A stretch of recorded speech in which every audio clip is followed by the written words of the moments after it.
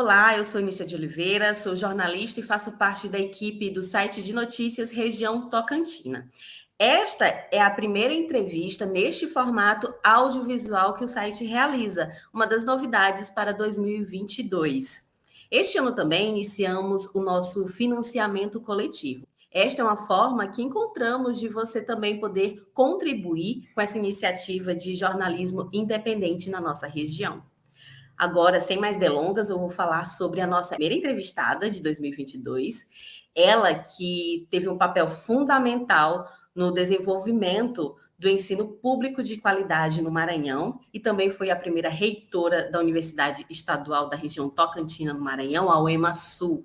Eu converso agora com a professora Elizabeth Nunes Fernandes. Professora, seja bem-vinda. Para mim é um prazer tê-la aqui conosco, né? Iniciar esse ano de 2022 conversando com você, que eu tenho uma admiração enorme, professora. De já agradeço em nome de todo o site, de toda a equipe do Região Tocantina, por ter aceitado o convite. E para mim é uma honra muito grande, é um prazer estar aqui com vocês. Quero aqui cumprimentar todos que fazem e compõem esse projeto, que é importantíssimo, uma forma de jornalismo que eu acho que veio para ficar. Quero parabenizar a todos vocês da equipe, né? E como estamos aqui à disposição.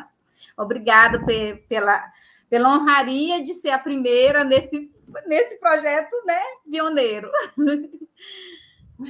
Professora, então, para começar a nossa entrevista, eu vou começar. Geralmente a gente pede que a pessoa fale um pouquinho sobre a sua carreira, a sua trajetória, mas eu vou conversar diferente. Peço que a senhora fale um pouquinho como foi receber, né, uma homenagem pela FAPEMA no final do ano, né, em 2021. Você que estava encerrando as suas atividades como gestora, né, como reitora da UEMA-Sul, e veio essa notícia assim. Como foi esse momento para você? Fala um pouquinho para a gente.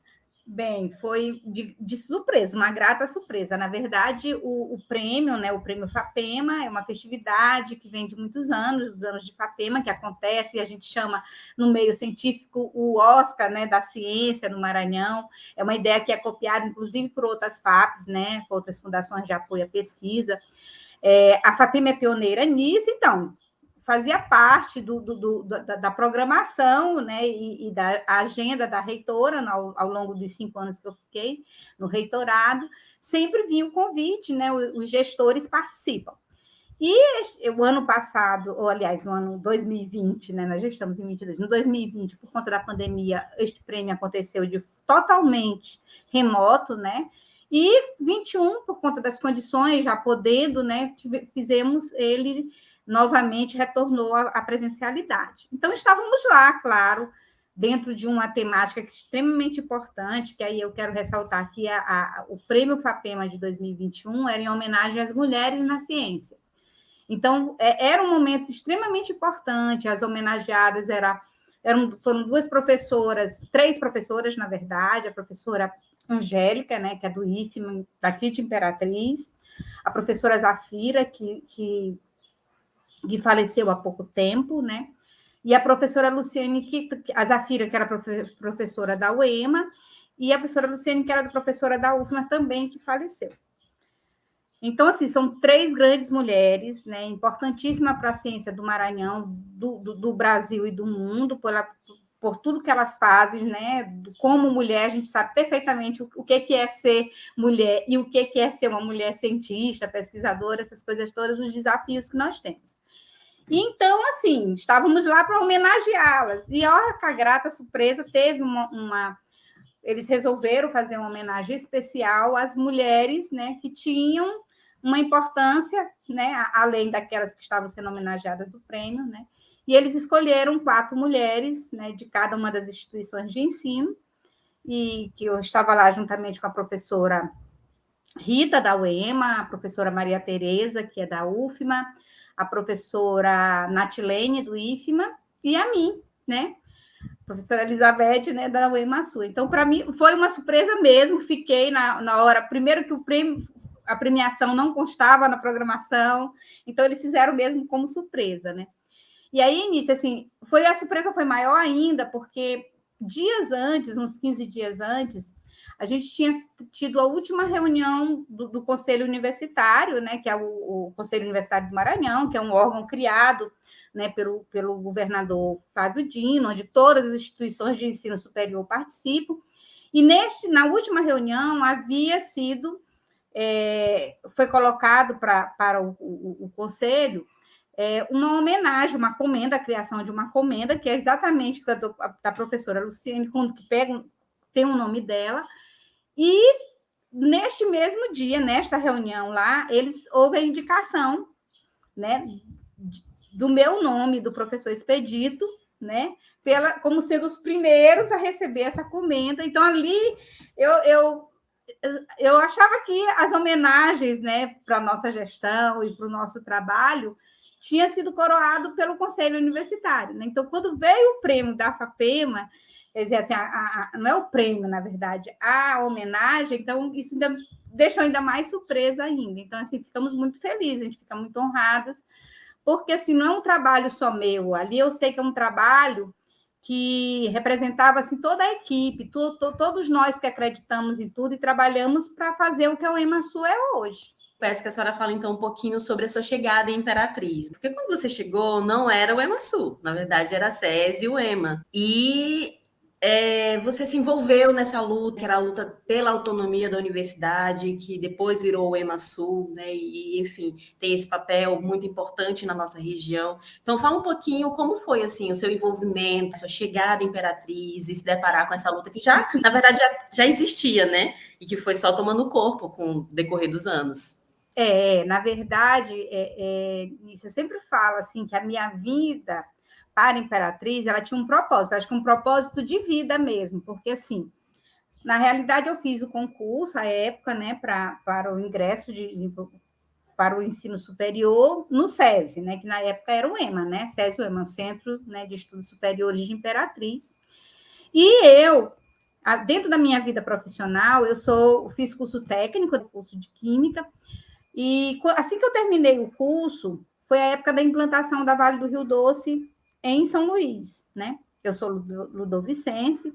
Então, assim, com 17 anos, eu já estava na Companhia Vale do Rio Doce, né? Onde foi o meu primeiro emprego, onde eu fiquei lá, trabalhei por 7 anos, minha experiência como técnica, assim, uma vivência extremamente importante para a minha vida profissional, né, e que eu faço referência como isso, assim, eu me sinto muito bem no papel de técnica também, gosto muito de ser professora, mas eu também não tenho nada, não tenho nenhuma vergonha de ser técnica, entendeu? Isso não é demérito nenhum com relação a isso, muito pelo contrário, me honra bastante.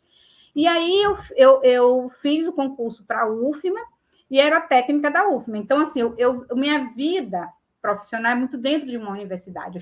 A academia ela faz parte da minha vida, tanto do ponto de vista técnico, profissional, administrativo, né, como da opção de vida que eu fiz. Porque quando eu saí da Vale do Rio Doce, eu fiz uma opção por um concurso onde eu ganharia menos do ponto de vista financeiro, mas em cima de um sonho galgando um sonho que eu queria. Eu queria fazer pesquisa, né? Eu me apaixonei pela pesquisa, porque a primeira experiência que eu tive como técnica na Vale do Rio Doce foi passar 15 dias no CEMPES, né, que é no Centro de Pesquisa da Petrobras, no Rio de Janeiro.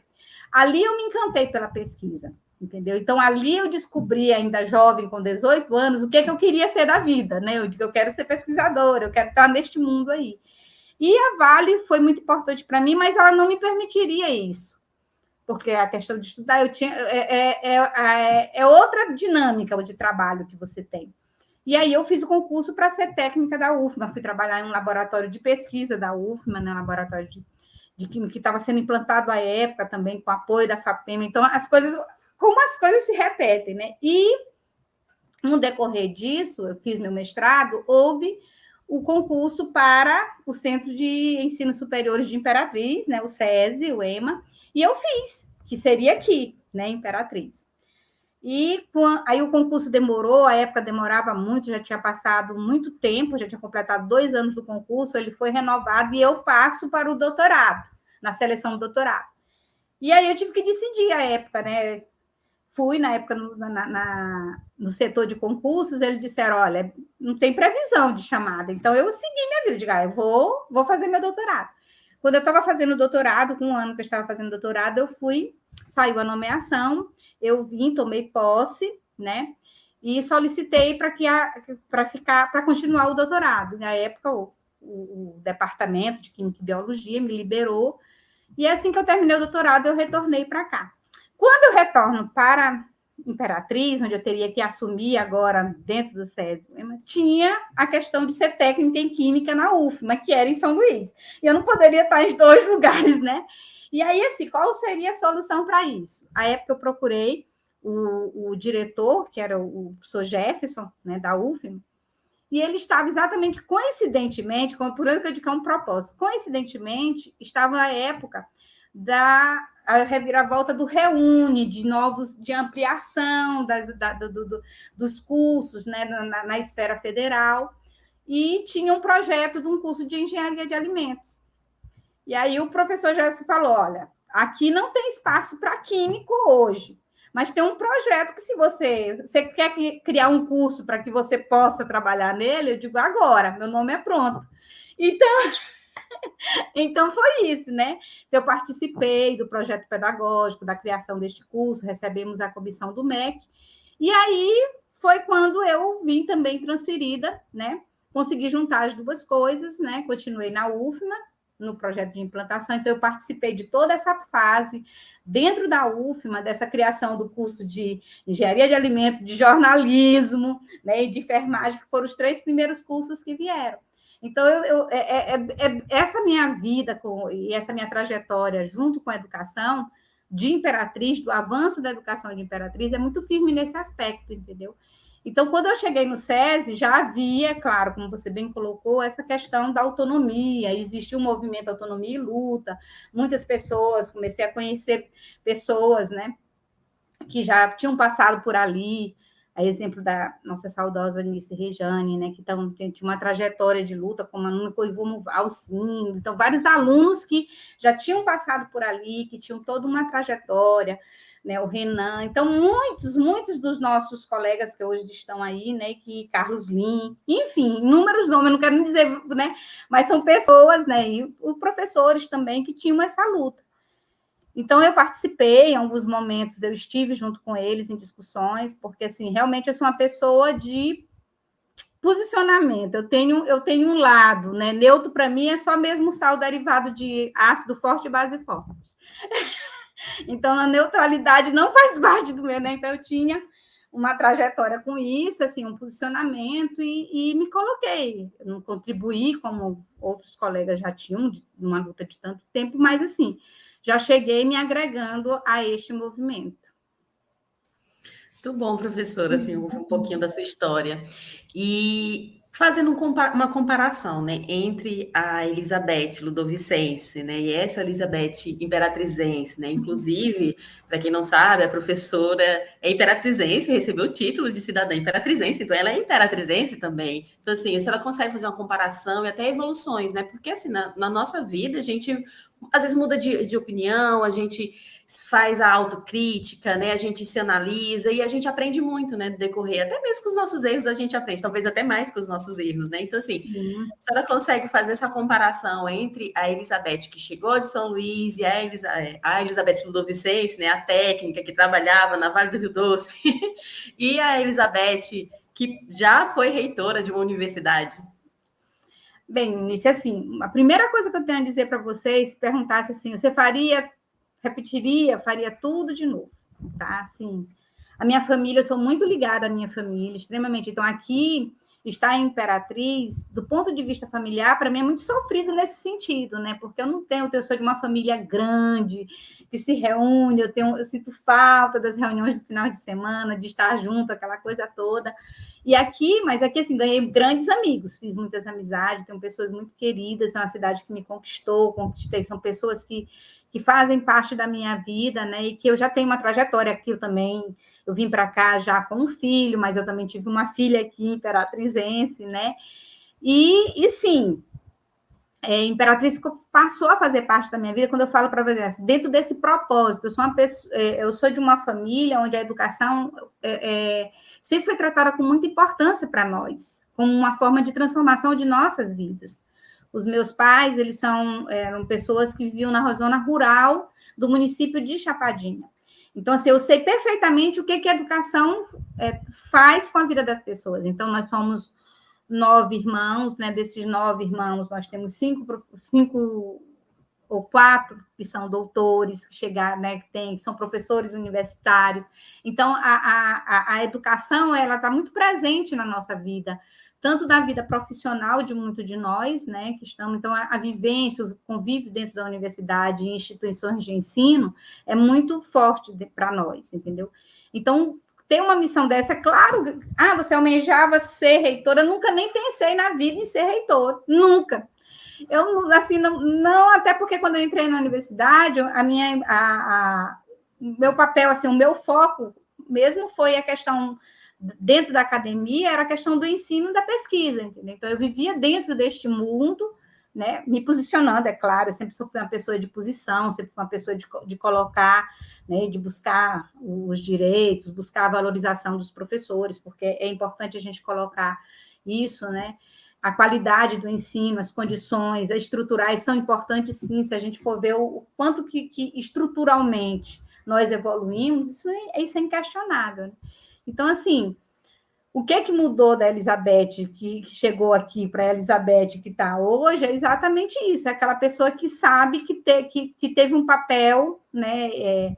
Fiz a minha história e faço parte da história da educação de Imperatriz, isso muito me honra, né? E me honra mais ainda quando essa cidade reconhece esse trabalho da gente e me dá um título, né? Para mim é uma honra muito grande ser cidadã imperatrizense. Então, vou aproveitar e falar do título, né? Como foi esse marco para você? Esperava receber? Como foi, assim, receber essa notícia? Você vai ser agraciada com o título. Pois é, então, o meu nome foi indicado, né, pelo vereador Aurélio, né, uma pessoa que eu também tenho grande admiração pelo trabalho que ele faz, né, um nome público, né. E assim foi surpresa, não achava que, não pensava também que fosse receber, já tinha participado de várias vezes outras pessoas que eu conhecia, né, sendo agraciada, tudo, mas não achava que ia receber, não, mas fiquei muito, muito honrada mesmo, como eu falo para você. Saber que foi por unanimidade, né, que foi aceita a indicação do meu nome, né, e assim, do dia de estar lá no dia, a receptividade com que eu fui acolhida por aquela casa. Então, é importante, a Casa do Povo, né, recebendo, né, como cidadã imperatrizense, quando eu sei que tem outras pessoas de nome e renome que já receberam esse título, né, me juntar a eles, eu fiquei muito, muito, realmente muito honrada e muito feliz. Merecido esse título. Professora, agora vamos falar um pouquinho sobre a UEMASul, né? A UEMASul, ela nasceu forte, digamos, né? Ela tinha uma presença já na nossa região, né? Até mesmo pela questão da discussão, né? Da autonomia. Mas a UEMASul, ela nasceu com o campus Imperatriz e a Sailândia. Mas quando você entregou agora, né, no final do ano, a sua gestão, a UEMASul, ela estava muito maior. E Estreito também ganhou um campus da UEMASul, fora os projetos, né, o Caminhos do Sertão, que leva essa questão da educação na nossa região. Então, assim, como é, sem saber assim, nossa, isso aí tem um dedinho meu, tem um dedinho da minha equipe, eu fiz parte disso. Na verdade, Nícia, assim, o que a gente coloca, às vezes, quando a gente sai, isso que você coloca é muito importante. Quando você sai, que olha, e olha de uma forma assim, né? Que em todos os lugares, é como eu lhe digo, eu sou uma pessoa que vivo, né? Tenho muitos amigos, tenho dentro da minha família também pessoas muito envolvidas com a área de educação, das instituições de ensino. Então, também o fato de eu ter saído para fazer pós-graduação em São Paulo, né, o doutorado, faz com que você também acaba crescendo essa sua rede de pessoas. Então, eu tenho várias pessoas que foram contemporâneas, né, da época que eu estava fazendo pós-graduação, que estão também em outros estados, em outras universidades. Então, assim, é importante destacar que, embora nós tenhamos uma luta histórica, né, que é importante isso, que isso é bem marcado dentro da nossa trajetória, né? Tínhamos uma luta anterior, né, que foi consagrada com a criação daquilo pelo qual muitas pessoas lutaram, né, os que estavam ali, também pessoas que já tinham saído. É importante destacar o momento, a conjuntura política do Brasil no momento que a UEMASU foi criada. A UEMASU ela foi criada, né, ela foi anunciada, eu lembro perfeitamente aquele dia, assim, nunca... E, assim, tão a parte daquilo, assim, muito feliz, eu me lembro da felicidade que foi a vinda do governador à época, dia 1º de novembro, eu lembro perfeitamente de 2016, onde ele anunciou a criação da universidade, ali naquele pátio, que era estacionamento, tudo como... E ele ali anunciando, e todo mundo ainda assim, indagando, meu Deus, isso vai virar uma universidade. Quer dizer, de repente, aquele sonho era real, né, de mostrar aquilo. E muitos receosos, né, muitos que às vezes se diziam acreditar e lutar, mas receosos da tamanha responsabilidade, porque ali nós teríamos que nos tornar uma universidade. De certa forma, ser um centro é cômodo do ponto de vista administrativo, porque você responde por aquilo dali, mas o nome da universidade, quem responde por o nome da universidade é a gestão superior, é quem faz. Então, o seu César era uma coisa, dentro, claro, o Maranhão, né, o governo do Maranhão, ele já promovia em Açailândia, em Imperatriz, o curso superior, já havia, né, a presença do governo do estado como iniciativas e prestando esse serviço era uma coisa, mas ele era ligado ao EMA, que tinha uma sede em São Luís. E ali, naquele momento, nós teríamos uma sede, né, nós teríamos que... Aí vem a responsabilidade de ser uma universidade, né? E aí a responsabilidade é diferente, é bem diferente isso. Os problemas que antes você tinha e jogava para 600 quilômetros, você tinha que estar com eles ali ao seu redor, no seu entorno, entendeu? Então, os problemas afloram, as necessidades ficam muito mais recorrentes, e aí vem uma tamanha responsabilidade. Então, quando eu fui indicada, eu tive a honra de ser indicada pelo governador para o período de transição, que foi o período pró-tempore, né, o ano de 2017, que era aquele ano de realmente da passagem, que era para a implantação dessa universidade, de fazer essa universidade, né, aparecer para a sociedade, de provar, e para a sociedade como um todo, que não era só da região tocantina. Note que é um projeto que foi para a Assembleia Legislativa, que teve que ser aprovada pela Assembleia Legislativa, a criação de uma universidade, quer dizer, é um novo órgão dentro do serviço público, e ali você tinha toda essa responsabilidade. E é claro, nós sabemos perfeitamente que no momento que você cria um novo órgão, tudo que está em torno disso aí, é um órgão para criar cargos, né? Vai ser só mais uma ou é só para criar fake, né? Enfim, tinha toda... Assim como tinha pessoas que defendiam e acreditavam, tinha uma grande massa de pessoas que também não acreditavam nessa universidade. Então, fazer essa universidade acontecer, quebrar esses paradigmas, enfrentar e mostrar... A primeira coisa é uma primeira universidade regional do Maranhão. Olha o quão importante é isso, não só para a cidade de Imperatriz, porque assim, hoje Imperatriz é um grande polo universitário, né? Assim, tirando São Luís, o maior polo universitário que tem no Maranhão é a cidade de Imperatriz.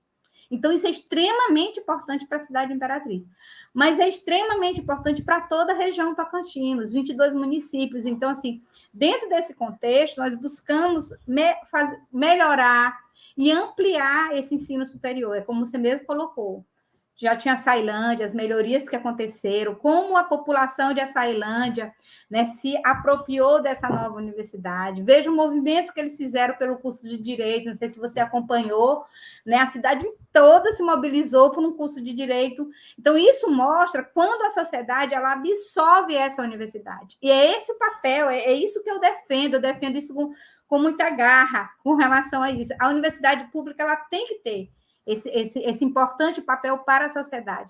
Porque, assim, quando a gente vê toda essa discussão sobre o ensino superior e tudo que está acontecendo em nível, né, federal e tudo que foi criado em torno, dizer que nós éramos vagabundos, maconheiros, enfim, todas as coisas que apareceram com relação aos professores, às universidades, essa desvalorização que existe dentro de um espaço aí do governo federal com relação a isso. E quando você não vê isso, uma defesa da sociedade ao que nós representamos, é porque nós, enquanto universidade, não estamos cumprindo o nosso papel de nos aproximarmos e dialogarmos com a sociedade. Então, a gente precisa fazer com que a sociedade nos defenda. E para que, então, quando eu vejo um movimento como este do curso de Direito, é exatamente isso. É a sociedade se apropriando desta universidade que é do povo, né? A universidade é pública, é para isso, para servir a população. Então, ela vem e se apropria dessa universidade. Quando a gente criou e pensou na estrutura da universidade com o CONEST, né, que é o Conselho Social e Estratégico, é exatamente onde ele traz a sociedade para discutir essa universidade. Nós precisamos da sociedade dentro da universidade, nós precisamos estar fora, quebrar os muros, né? Quebrar os muros da UEMASU foi simbólico, né? Porque deu visibilidade, né? Você vê que a universidade ela se apropria disso, isso é muito importante. Então, essa universidade, ela veio, se apropriou desse espaço, né? Se fez mostrar, os 22 municípios sabem, e aí é até problemático, porque os prefeitos todos querem uma UEMASU, né? E aí vem os problemas, né? Se apropriou tanto que todos os prefeitos querem uma UEMASU, que é impossível, né? E a gente tem que fazer esse diálogo, né, de uma forma muito consciente, fundamentada, mas levando a universidade para isso. Então, veio os Caminhos dos Sertões, né, onde a gente tem essa possibilidade de fazer, de levar essas unidades avançadas. Veio o Estreito, que foi a inauguração de Estreito, quer dizer, é outro exemplo do que eu dou da sociedade. O que foram as primeiras pessoas que conseguiram ali, né, estar nas primeiras turmas, né? Quantos depoimentos lindos a gente ouviu, né, de donas de casa que se tornaram universitárias, né, de lavradoras que se tornaram universitárias. Então, é isso. É exatamente isso aí, já paga nisso, paga tudo, entendeu? Do ponto de vista, já está pago, como vocês dizem, né? Porque isso é muito importante. E eu tenho a plena certeza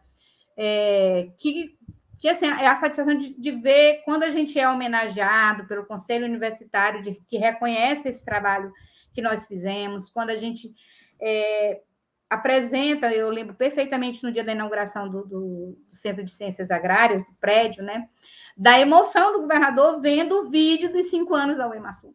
Porque, assim, para ele, como gestor, como chefe do executivo, né, que criou essa universidade, é histórico, está na vida dele. Quer dizer, ele criou uma universidade que está fazendo um bem, prestando um serviço de qualidade à sociedade, entendeu? Tem muita coisa ainda para se fazer, claro, 5 anos não se faz, a universidade não está pronta, nem a universidade que tem 60 anos, 100 anos, não estão prontas, imagine uma universidade com 5 anos. Mas é um fruto, né, de uma articulação que às vezes ela até é invisível, né? A gente às vezes não consegue perceber tanto, né? Não só de articulação, mas de dedicação também, né, professora? E não é fácil, acredito que seja um caminho que às vezes tem muitas pedras que você precisa ali desviar. Não é fácil, de fato não é fácil, é de muita dedicação, de muito compromisso, muito comprometimento, mas assim, se você me perguntar qual que é a fórmula, né? Qual foi a fórmula, né? Qual foi a fórmula desse sucesso? Como que vocês conseguiram isso? Assim, eu não fiz nada só. A equipe, eu não posso negar, é claro, tem em diversos setores, muitas pessoas colaboraram, muitas pessoas realmente se apropriaram desse sentimento de pertença, de pertencimento ao EMASU e a este projeto que estava se tornando realidade, né, de comprometimento com essa universidade regional e da importância dela. E eu falo, a equipe da gestão superior não seríamos nada, eu não seria absolutamente nada, eu não mereceria nenhuma das homenagens se não tivesse ao meu lado o professor Expedito, a professora Sheila, a professora Regina, a professora Maria da Guia, a professora Aline, que no início, nos primeiros anos, estiveram junto. Então, assim, foi uma equipe que sempre se doou, né, esse tempo todo, com muito compromisso, muito comprometimento e com muito respeito à coisa pública, entendeu? Assim, era importante que a gente colocasse que ali não era mais um órgão, mostrar para a sociedade a seriedade do serviço público. Então, nós tivemos sempre essa preocupação. Então, uma marca de nossa gestão é essa. Então, professora, Diante disso, assim, né, de todo esse processo, uma dificuldade que você destacaria, assim, algo que foi muito desafiador durante a sua gestão, o que você poderia destacar quando a gente fala assim de desafio, a senhora, tal situação, qual seria ela? Não é clichê, entendeu? Mas assim, nós tivemos 5 anos, desses 5 anos, Gícia, nós temos 2020, fica marcado por aquilo que marcou nossas vidas, que é a pandemia. É claro que a pandemia ela foi um divisor de águas para a gestão, né? Então, assim, nesses 5 anos, entender, mas por outro lado também, né? Mostra-se o quanto que nós conseguimos, mesmo com 2 anos, de 5 anos, 2 anos destes foram de pandemia. Então, assim, fizemos muito, e aí até destacar das necessidades, dos diálogos que tivemos que ter com os órgãos de controle, né? Porque nós somos uma instituição de ensino superior, que estavam passando também por avaliações. Nesses 5 anos, tivemos vários cursos nossos sendo avaliados, né? E aí, dentro dessa estruturação que nós tínhamos, né, de saber os cursos de ciências agrárias que precisavam de um espaço, uma obra que era para ter sido entregue em 18 meses e passou 5 anos, coisas do serviço público, que são oriundos do serviço público, e que a gente não pode, de forma alguma, não tem uma caixinha de dizer, é porque alguém é mais competente ou menos competente nesse sentido, entendeu? Porque são situações que ocorrem, que fogem totalmente à nossa governabilidade, que não estão ligadas diretamente à gestão, mas que influenciam na gestão, na avaliação da gestão. Entendeu? Só quem está dentro compreende essas dificuldades. Então, assim, a pandemia para nós é um desafio muito grande, e aí eu falo como educadora, porque eu me preocupo muito nisso. Se a gente vê aqui, dentro desse momento que a gente está conversando, a gente está somos privilegiados de alguma forma, estamos num ambiente que é possível estarmos conversando, né? Porque precisa de silêncio, de um bom equipamento, de uma boa câmera, né?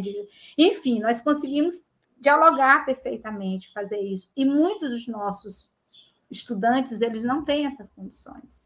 E mesmo quando a gente se desafia, a UEMASU foi a única universidade, né, que nós universalizamos a entrega dos chips, tanto para os professores como para os alunos. Então, assim, mas mesmo com todos esses nossos esforços, tinha os fatores limitantes. Às vezes, a gente tinha que fazer uma licitação. Você sabe que no serviço público, nada, como se não for via. Aí vem as questões, os entraves do próprio serviço público. Aí quem ganha é uma operadora, que essa operadora, às vezes, ela não tem a cobertura, porque tem muitos dos nossos alunos que saíram, que estavam estudando presencial, porque os cursos são presenciais, mas que eles não, com a pandemia, eles retornam para os lugares onde eles moram, às vezes da zona rural, então eles voltam para outros municípios que não têm essa cobertura. Então, assim, são N dificuldades. Então, assim, para mim, do ponto de vista de educadora, com a minha preocupação que eu tenho, é uma preocupação que não é a UEMASU que está passando por isso. Né? Nós estamos vendo bem aí o último censo escolar, né? Os indicadores demonstram exatamente a quantidade de evasão que nós tivemos no ensino em todas as áreas, do fundamental ao ensino superior. Então, assim, a educação, tirando a questão da saúde, que é um problema que continua, né, e é muito preocupante, eu acho que a educação foi o que mais sentiu, entendeu? Nesse sentido, né? Quem é mãe, quem tem filhos, que sabe disso. Então, tem uma lacuna muito grande. Muitas pessoas não vão conseguir, vão precisar de vários anos para poder conseguir superar isso que nós estamos passando. Né? A educação vai precisar disso. Então, foi um desafio muito, muito grande.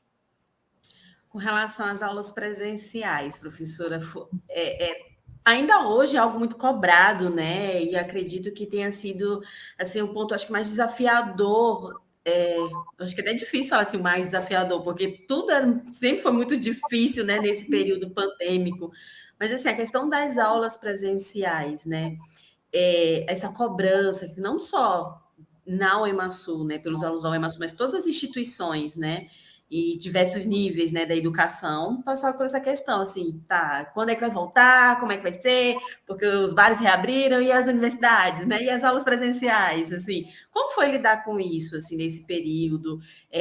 E faria algo diferente, hoje, olhando assim, já olhando assim um pouco mais de fora, né, um pouco mais tranquilo, porque a pressão também ali às vezes mexe um pouco as nossas decisões. Faria alguma coisa diferente ou não?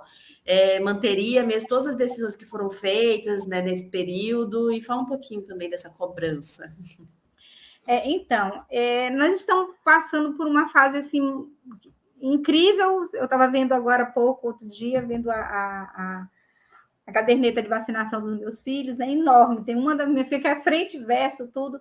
E, de repente, a gente se vê uma discussão que surgiu, né, foi importado. O brasileiro, de repente, importou, né, uma discussão anti-vacina. Porque, assim, a pandemia, ela se divide em 2 períodos, né? Assim, aquele período que nós não tínhamos uma luz no fim do túnel, que era sem a vacina, e aí a gente tem que dar realmente destaque para a ciência. O que é a ciência? O quanto que é importante isso, né? O que nós conseguimos fazer tão rápido?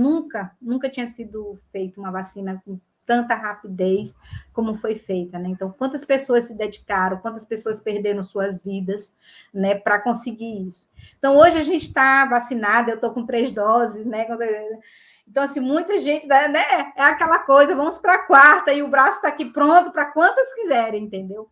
Mas aí vem a questão. Então, antes da vacina, o retorno era praticamente impossível, sabe?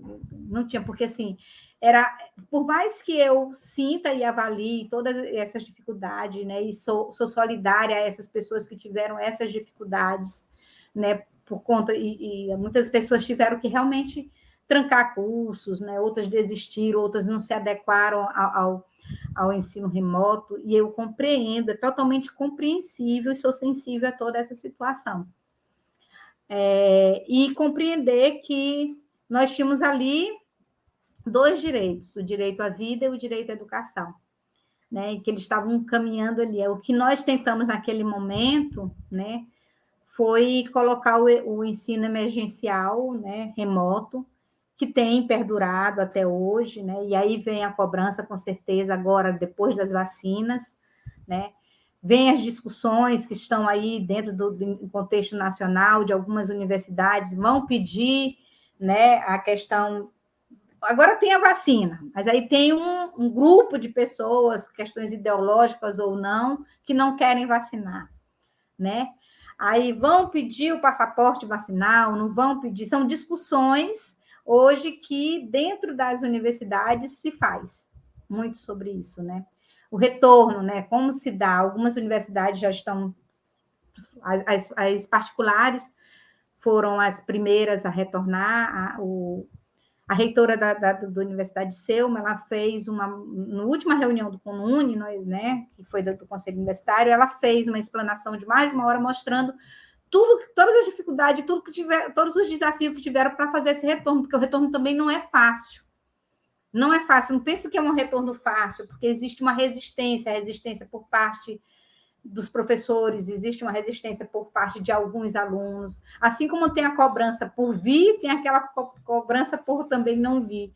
Então, é um problema que precisa ser enfrentado nisso, assim. É claro que nós estamos hoje vivendo uma outra onda, uma onda diferente, a Ômicron está aí, a gente sabe, os índices, estamos voltando aos índices lá do começo né, de 2020, que são assustadores. Aí, então, assim, na verdade, é um desafio muito grande para a ciência, para a saúde pública, mas naquele momento nós fizemos aquilo que era possível ser feito, entendeu? Então, assim, não acho, sinceramente, que faria diferente, não. E é até difícil para nós, assim, essa coisa de dizer assim, às vezes você diz assim, se eu tivesse 18 anos, eu faria tal coisa. É muito fácil, depois que você está com 40, 50, 60, dizer isso. Mas assim, é muito do momento e da conjuntura. A conjuntura, fizemos aquilo que a conjuntura nos permitiu, tivemos muito cuidado, né, criamos um comitê, né, de monitoramento e avaliação, que foi extremamente importante, que é importante, né, estudo, comitê que se reunia, que estava ali, que vendo e entendendo que a universidade, no caso da UEMASU, não é só Imperatriz. E a gente via que, mesmo sendo em 3 centros, né, que era o Imperatriz, a Ceilândia e Estreito, embora sejam só apenas 3, a gente já tinha dificuldade, porque quando a vacinação na cidade de um município avançava, a outra não. Então, tem todas essas dificuldades, né? Mas eu tenho, né, dentro da gestão dos 5 anos, como eu coloquei agora há pouco, você colocou, o grande desafio, acho, de todos os gestores, na verdade, seja de instituições de ensino, de gestão como um todo, tem sido a pandemia. Tem sido uma coisa muito difícil para todos nós. Né? E também do ponto de vista humano também, né? Porque a gente tem a preocupação. Eu lembro perfeitamente como é que foi sair a primeira vez, porque teve aquela fase que nós ficamos totalmente isolados, né? E aí, para sair de casa. Então, isso criou... medo, né? Medo. Então, assim, nós precisamos muito nisso. Eu entendo que é um momento que nós precisamos muito investir em saúde mental, porque, assim, nós precisamos ter isso, né, para todo mundo, porque a pandemia trouxe esse problema para todos nós, né, para a sociedade. Professora, para finalizar a nossa entrevista, o Abu Janra, ele terminava sempre perguntando assim, o que é a vida, né? Não vou fazer isso, não vou copiá-lo, mas inspirado, né, nele, eu quero lhe perguntar, quem é Elizabeth? Ah, meu Deus, quem é Elizabeth? Né? Quem é Anísia? Então, Elizabeth é uma mulher, né? Me coloco muito como esse meu papel de ser mulher, mãe, né? Amiga, irmã. Eu acho que são características, isso está inclusive no meu perfil do Twitter, né? Como eu me coloco, porque sou realmente, eu acho que esses papéis que você tem na vida, né? Mas, sobretudo, eu sou uma mulher de luta. Eu sou forjada na luta pela justiça social, dos direitos, entendeu? Eu estarei sempre, como eu sempre coloco para você, eu não sou uma mulher neutra. Eu sou uma mulher de posicionamento, eu sou uma mulher que tem um lado, entendeu? E eu estarei sempre do lado, aquele lado, o que me define como pessoa, como mulher, como ser humano que está aqui, como cidadã, né? Como cidadã imperatrizense, é aquela pessoa que está sempre disposta à luta, a enfrentar os desafios, que sejam sempre na defesa por justiça social. Então, esta é a Elizabeth. Muito bem, e é muito bom conhecer a Elizabeth. Então, professora, eu encerro essa entrevista lhe agradecendo, né, mais uma vez por ter aceitado, por ter topado, assim, na hora que eu mandei a mensagem, já aceitou de cara, então agradeço muito por ter aceitado participar, né, deste primeiro formato audiovisual de entrevista que a gente está fazendo, que o site está fazendo agora, uma novidade para 2022, e agradeço você também que nos acompanha, né, e acredita nesse projeto de jornalismo independente. Um abraço e até a próxima. Obrigada, professora. Um abraço, obrigada, querida.